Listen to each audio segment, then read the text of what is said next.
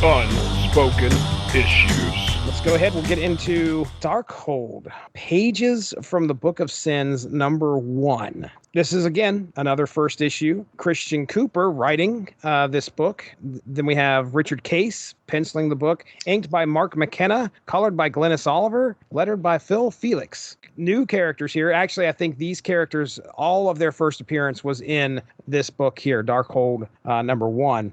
Vicky or Victoria, and I'm going to go with Montesi. I thought about Montesi, but that's how I've always said it, but I don't have a definitive, who knows. Yeah. I'll go. Either way is fine with me. It's our podcast. You pronounce it how you want to do it. I'll do it my way. Victoria Montesi. Vicky is the last in the line of the Montesis, choosing a career in the medical field. At the time before this issue, Vicky didn't believe in her father's beliefs regarding the Book of Sins, the Darkhold. If you've ever heard of the Montesi formula, that's the thing that destroys all vampires. Her family's kind of responsible for that. Then we have Sam Buchanan, a skilled Interpol agent who is about to find out his next assignment is going to get a little weird. And Louise Hastings, an occult enthusiast with a flair for the Darkhold, making her a perfect contact or target for those wanting to know more about the Book of Sins. So those are our three main characters that we're going to get here in this story. That synopsis is coming up, but first let me talk about Amazon Music. If you're looking for a good platform that can fill those musical needs, Amazon Music has you covered. If you head to getamazonmusic.com/W2M Network, you can get a free 30-day trial where you can check out over 70 million songs. That's getamazonmusic.com/W2M Network for that free 30-day trial. Now, in this issue, we get to meet Victoria Montesi and the future members of the Darkhold Redeemers. The story mainly revolves around a small dwarf-like man who unleashes a nearly immortal worm creature that is directly tied to the evil book called the Darkhold. The creature becomes obsessed with killing Victoria, who happens to be the last in the line of the Montesis, a bloodline that protected the world from the evil of the Darkhold. She gets some help from an agent by the name of Sam Buchanan, who has been tasked with protecting her. Also joining the team is Louise Hastings, an occult scholar who is a friend of Victoria's father. Blaze and Ghost Rider come in when Ghost Rider recognizes Hastings as a figure from his vision, and it is not soon after, believing that the Darkhold can help return more potential servants, Lilith has allied herself with a group of cultists called the Darkholders. Using the Darkholders, Lilith grants some of them power to try to kill Vicky. When it all comes to a head in the park, the massive worm creature, Lilith and the Darkholders believe they have her cornered. That is until Blaze and Ghost Rider show up to help fight back Lilith, along with thousands of birds who help eat and destroy the Darkhold worm beasts. When Lilith escapes, she leaves behind Nakota, who runs off. At the end of the issue, Vicky believes her calling is to stop the horrors that are a result of the Darkhold, and Sam pledges to protect her still, while Louise says that she wants to participate for research purposes. All the while, a dark figure says that he is going to keep an eye on Victoria Montesi. Yeah, this book stood out. I mean, I'll give this you is definitely the one that's the most horror themed, it seems like. Right. So Dean Compton, he wanted to be a part of this. He couldn't be a part of this. He sent me a message. He said that book was one of the ones that stood out and felt like a Vertigo book under the Marvel banner. Got to agree with him here. I didn't read much Vertigo when it was around, but I've read some, and I know the feel of those books are just kind of out there, strange tales, that are being told sometimes. And yeah, this one was weird, man. This was, we get our introduction, just like I said, another launch title.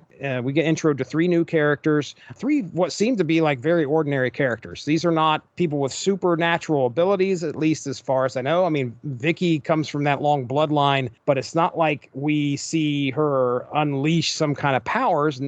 Sam is like probably the most skilled fighter out of all these guys, and he's just a regular cop. And Louise is, it seems to be more of a scholar than anything else. Right. The team is, I guess their weapon is going to be the knowledge of the supernatural that they're going to use to battle these creatures. Very Buffy the Vampire Slayer, but the Scooby team. The first thing that kind of stuck out or stood out to this one is it's a really gross issue, Oh largely man, because of all the worm creature stuff. legitimately, I can just go ahead and cross that note off right now because that is exactly what I had. This is such a gross book. Dean mentioning the Vertigo feel is kind of interesting. The artist on this issue, Richard Case, who I'm not familiar with outside really of Darkhold, and he only did, I think, the first 2 issues, and then he did sporadically a few other issues during the run, but they had kind of a various pencilers throughout the run. I did not like the art when I was younger. I like it a lot more now. I looked up Richard Case, and it mentions, I'll just read from his Wikipedia.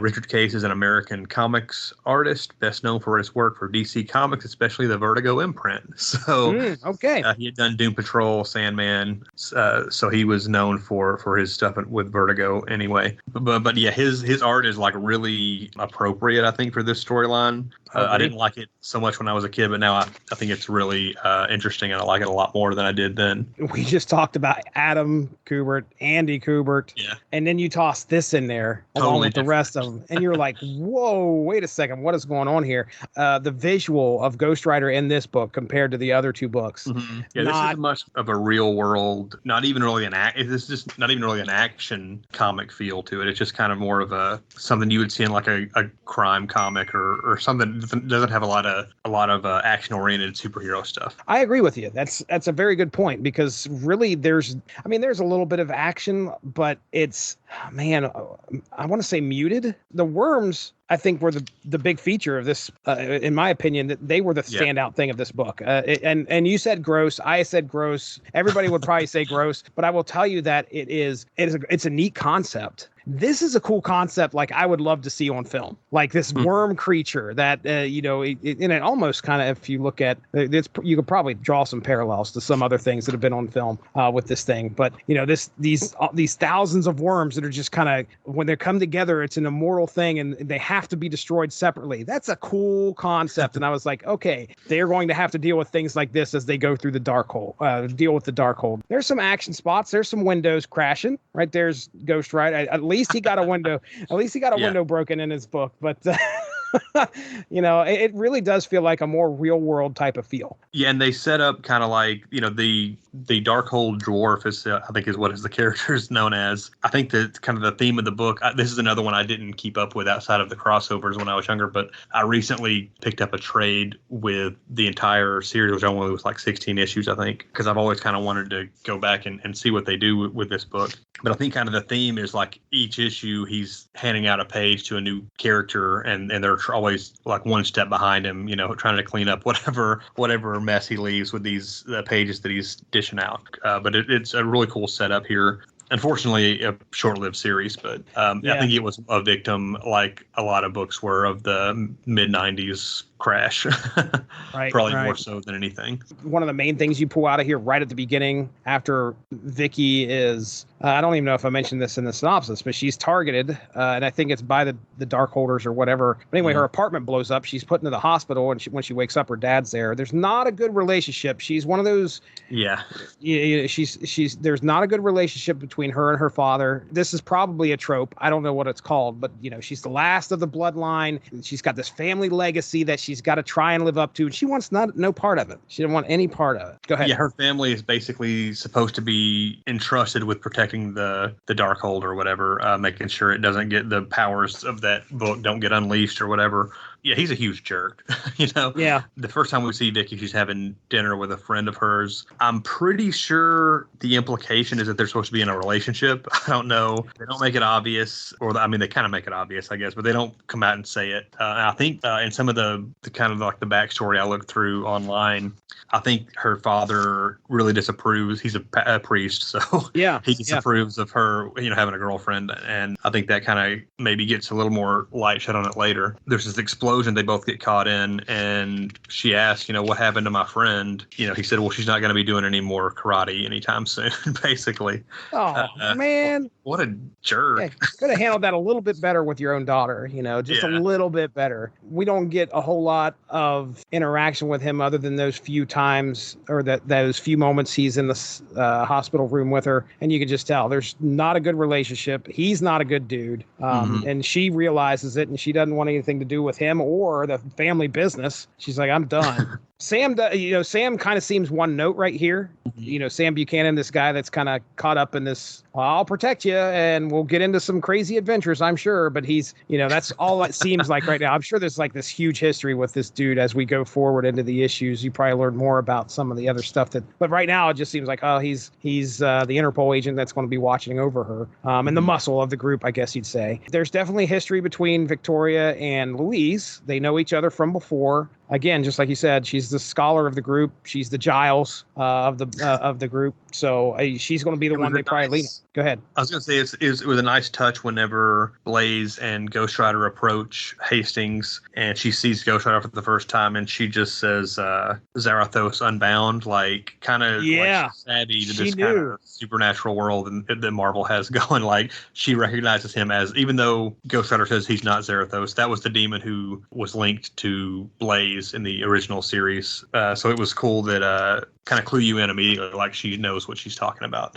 You got a panel? Yeah, the panel, to me, it's got to be the vision that Vicky has in the hospital room when she sees Sam and her dad and the doctor all, with the worms coming out of their faces, basically. Just more gross stuff, yeah. I will take Worm Creature. There's so many that you could pick from with Worm Creature in here. Like the one where he's getting pecked apart by the birds and his eyeball continues to fall out, which I think that happens quite a bit throughout this. But I will take Worm Creature chasing after Victoria and getting hit by the bus. Yeah. And there's like, again, his eyeball is flying out there. Worms are going everywhere. So, yeah, man, that Worm Creature, whoo-wee, ugh, nasty. I mean, I don't know. When it comes to gross creatures in this series, we got this thing, which is not part of the Lilin. It's not part of any of that. Or we can go with Meat Market, which is going to be showing up pretty soon. Yeah, he's going to be showing up pretty soon. I don't know if you looked anything up about the Darkhold as far as like the past. I mentioned the Montasy formula, which the only reason I know about that is the What If with Punisher and What If Wolverine was Lord of the Vampires. So that's probably the only time I've ever read it. The whole mystical section of Marvel and the Marvel U, big blind spot for me. I don't know a whole lot. Doctor Strange wasn't showing up in X-Men or X-Factor that much that I was reading. But I definitely was reading What If at the time, and that's probably some of the stuff that I was exposed to. So no, tell me some more about the Darkhold. Chthon is like an elder god that is part of the Marvel mythology and stuff, and he was. And a lot of this I'm getting off just what the research I've done for this book because that I saw like on Fandom and Wikipedia and stuff like that because I haven't read some of the later issues in this line of books or whatever. But Chthon was the author of the Darkhold, and he's like an old god from like the beginning of time or whatever. Kind of gives me like the sense that it's kind of like a Lovecraftian type thing, especially with the book and all the weird creatures that come from the pages and stuff like that. But a lot of the stuff from the Night Stalkers research that I did for those characters, I'd never heard of the Montesi formula until I was looking up that stuff today. I had never read that What If issue or whatever, but I didn't know that the Darkhold stuff went all the way back to those like Tomb of Dracula storylines in the 70s and stuff, which was kind of cool. I think Lilith mentions Chthon in one of these issues, I believe, unless I'm getting that confused with some of my research, but she was interested in the Darkhold because of that. Lots of ties to it, lots of ties. This would be a good time to plug a sponsor of the W2M network, and that is Grammarly. For you, the listeners of Unspoken Issues, Grammarly is offering a free download of the Grammarly software. Grammarly's AI-powered products help people communicate more effectively. Grammarly helps you write mistake-free on Gmail, Facebook, Twitter, LinkedIn, and nearly anywhere else you write on the web. Grammarly corrects hundreds of grammar, punctuation, and spelling mistakes while also catching contextual errors, improving your vocabulary, and suggesting style improvements. To download Grammarly today, go to getgrammarly.com/W2M network. Again, that's getgrammarly.com/W2M network to download Grammarly for free. Foregoing the longer form plugs on these shorter episodes, I'll just remind you to go check out the UnspokenDecade.com for some great articles regarding comics from the 1990s. You can follow Chris Armstrong on Twitter at BrodyMan34 and myself at Stiznarkey on Twitter. And we are pretty active on our Facebook page. Just search for the Unspoken Issues Podcast. Stay safe, everyone, and tune in tomorrow for the next chapter of Rise of the Midnight Suns.